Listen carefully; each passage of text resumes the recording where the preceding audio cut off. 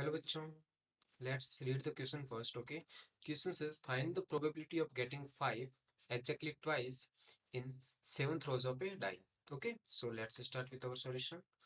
So here 7 throws are available. That means what? The dice is repeatedly throwing. So we can say, we say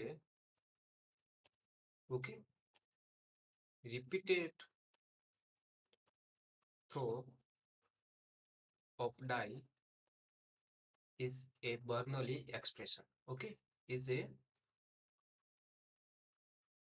Bernoulli trials.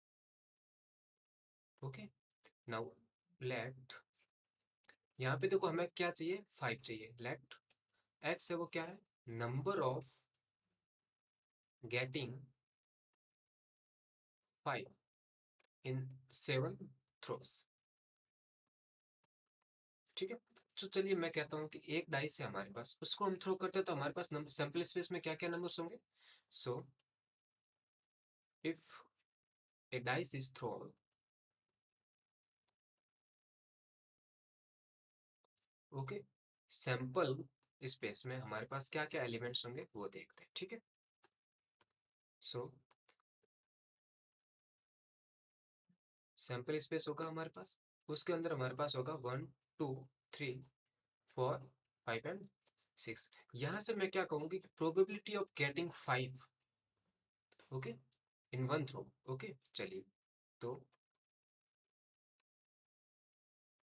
Probability of getting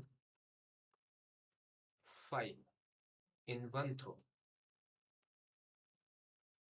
या single throw, वो हमारे पास क्या हो जाएगा, एक हमारे पास आएगा फेवरेबल और आउट ऑफ 6 दैट इज 1/6. तो ये हमारा क्या हो गया, P.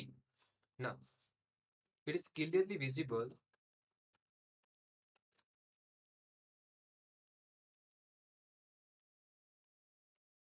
that x has a binomial expression.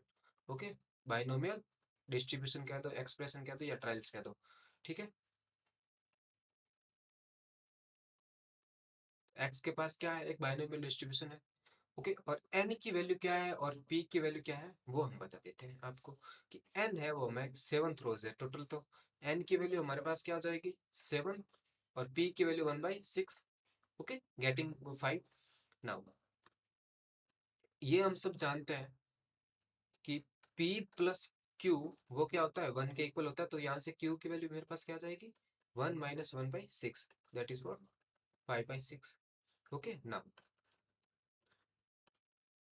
अब हमारे पास जो ये प्रोबेबिलिटी बाइनोमियल डिस्ट्रीब्यूशन होता है वो क्या होता है, उसका फॉर्मूला क्या है, वो है एन सी एक्स पी की पावर एक्स एंड क्यू की power what an minus x. Okay चलिए, तो एन की वैल्यू हमें पता है, एन की वैल्यू यहाँ पे पुट करते तो 7c(x).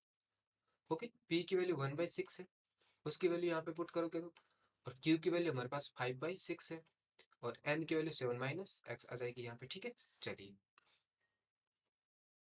तो ये हमारे पास क्या है 7 माइनस एक्स.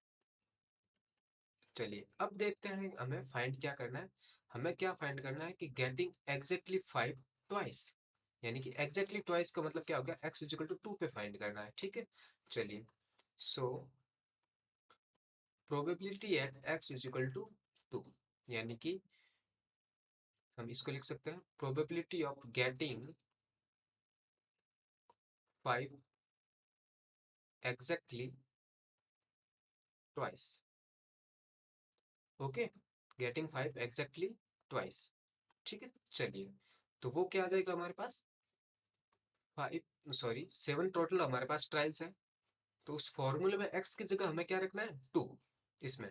ठीक है, तो यहाँ पे हमने रखा 7c2.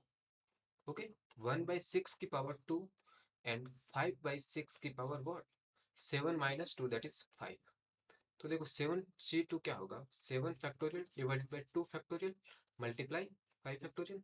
यदि इसको सॉल्व करूंगा मैं तो क्या आएगा मेरे पास 7 × 6 × 5 का फैक्टोरियल डिवाइडेड बाई व्हाट 2 × 1, और यहाँ पे मेरे पास इंटू में और क्या है इंटू 5 का फैक्टोरियल। देखो 5 फैक्टोरियल से 5 फैक्टोरियल कैंसिल, एंड 2 से ये 6 है वो कैंसिल हो जाएगा 3 टाइम्स, तो 7 मल्टीप्लाई 3 21 मल्टीप्लाई 1 बाई 6 का स्क्वायर। ओके, और 5 बाई 6 की पावर 5। ओके, चलिए तो अब यहाँ से मैं लिख सकता हूँ कि 21/36 मल्टीप्लाई 5/6 की पावर 5, ये हमारा रिक्वायर्ड आंसर हो जाएगा। ठीक है, और ये हमारा रफ वर्क था, तो इसको आप इरेज कर सकते हो। ठीक है, चलिए, तो ये अब हमारे पास देखो क्या आया कि probability of getting 5 exactly twice is equal to what, 21 divide by 36 multiply 5/6 की power 5। Okay, I hope you understood the solution. Thank you.